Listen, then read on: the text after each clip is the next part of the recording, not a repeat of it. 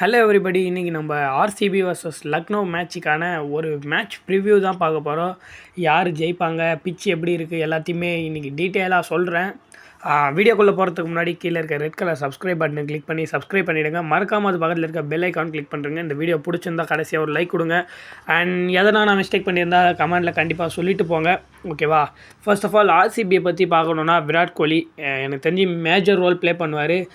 இந்த மேட்சுக்கான ஃபேண்டசி 11 வேணும்னா நான் ஏற்கனவே ஒரு ஷார்ட் வீடியோ அப்லோட் பண்ணிட்டேன், சேனலில் இருக்கும், செக் பண்ணி பாருங்கள், ஓகேவா? விராட் கோலி கண்டிப்பாக ஒரு மேஜர் ரோல் ப்ளே பண்ணுவார். தினேஷ் கார்த்திக் இருக்கார் டீமில். Dinesh Karthik man in form. கண்டிப்பாக தினேஷ் கார்த்திக்கோட ரோல் ஒரு க்ரூஷியலாக இருக்கும். ஏன்னா தினேஷ் கார்த்திக் நல்லாவே பண்ணிக்கிட்டு இருக்காரு. ஒரு செம்ம ஃபயரிங் பர்ஃபார்மன்ஸ் டிகே கிட்டேருந்து பார்த்துக்கிட்டு இருக்கோம். அது மட்டும் இல்லாமல் விராட் கோலியும் ஃபேஃபும் இன்னும் நல்லா ஃபயர் ஆனாங்கன்னா டாப் ஆர்டரில் டெஃபினட்டாக ஆர்சிபி இன்றைக்கி ஸ்கோர் பண்ணுறதுக்கான வாய்ப்புகள் நிறையவே இருக்குது. கீழே ராஜ் பண்டிதர் இவங்கெல்லாம் கொஞ்சம் ஃபயர் ஆகணும் அப்படின்றது தான் என்னுடைய ஆசை. ஏன்னா ராஜ் பண்டிதர்கிட்டேருந்து இன்னமும் பர்ஃபார்மன்ஸ் லேக் ஆகுது. ஏன்னா ராஜ் பண்டிதர் வந்து நல்லாவே பர்ஃபார்ம் பண்ணுவார் ஆக்சுவலாக. அண்ட் ஃபேஃப், விராட் கோலி, ராஜ் எல்லாருமே பர்ஃபார்ம் பண்ணாங்கன்னா வேறு லெவலில் இருக்கும் ஆர்சிபி பேட்டிங் யூனிட். பட் அவங்க கிளென் மேக்ஸ்வெலும் ஃபயர் ஆனார்னா வேறு லெவலில் இருக்கும். பட் ஃபயர் ஆகணும், அதுதான் பிரச்சனை. பட் அதையும் மீறி ஃபயர் ஆனாலும் பவுலிங் யூனிட் ஆர்சிபிக்கு டெஃபினட்டாக இந்த வருஷம் அவங்களுடைய பவுலிங் யூனிட் தான் பெரிய ஒரு மைனஸ்னே சொல்லலாம்.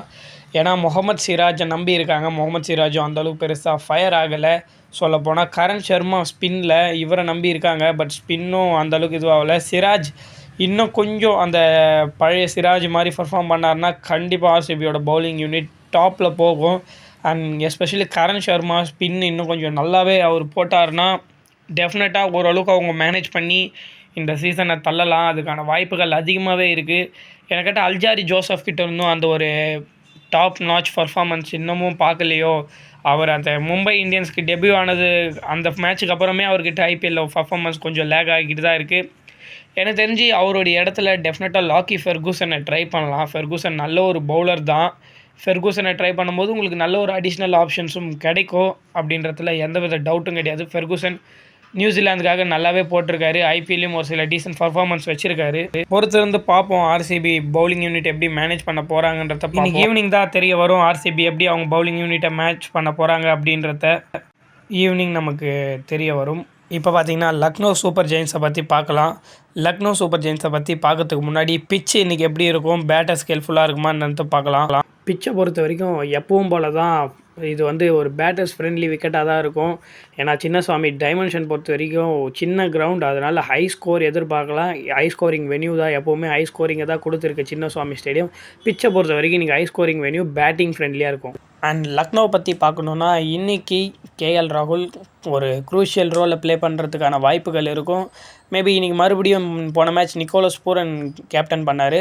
இந்த மேட்ச் கேஎல் ராகுலே கேப்டன்சி பண்ணலாம். ஏன்னா கேஎல் ராகுல் ஃபிட்டாக தான் இருக்காருன்னு நினைக்கிறேன். கேஎல் ராகுல் கிட்ட இருந்தும் பர்ஃபார்மன்ஸ் எதிர்பார்க்குறோம். பவுலிங் யூனிட்டை பொறுத்த வரைக்கும் பவுலிங்கும் நல்லா ஃபயர் ஆகும் எதிர்பார்க்குறேன். ஏன்னா லக்னோ வந்து ஒரு நல்ல ஒரு பவுலிங் யூனிட், டீசெண்டான பவுலிங் யூனிட். எனக்கு கேட்டால் ஆர்சிபியோட ஒரு நல்ல பவுலிங் யூனிட் தான் வச்சுருக்காங்கன்னு சொல்லுவேன். பவுலிங்னு சொன்னாலே இந்த ஒரு பையன்தான் ஞாபகம் வர்றாரு எல்லாருக்குமே, மயங்க் யாதவ். சூப்பராக பவுலிங் போடுறாரு. ஏன்னா ஃபேஸ் அப்படின்றது இவர்கிட்ட எக்கச்சக்கமாக இருக்குது, லோடு இருக்குது, ஸ்டாக் இருக்குது. எனக்கு கேட்டால் இவர் இன்றைக்கி வாட்ச் அவுட் பவுலராக இருப்பார். செம்ம ஸ்பீடு போடுறாரு, வேறு லெவலில் பவுலர். அதே போல் இந்த ஒரு west Indies bowler Shamar Joseph, இவருக்கு மேபி இன்றைக்கி வாய்ப்பு கிடைச்சா நல்லா பண்ணுவாரோன்னு தோணுது. ஏன்னா இவருடைய ஆக்ஷன் எல்லாமே வேறு லெவலில் இருக்குது. ஷமார் ஜோசப் பொறுத்த வரைக்கும் இவருக்கும் இன்றைக்கி வாய்ப்பு கிடைச்சா லக்னோ சூப்பர் ஜெயின்ஸ் மோர் ஸ்ட்ராங்கராக இருப்பாங்க.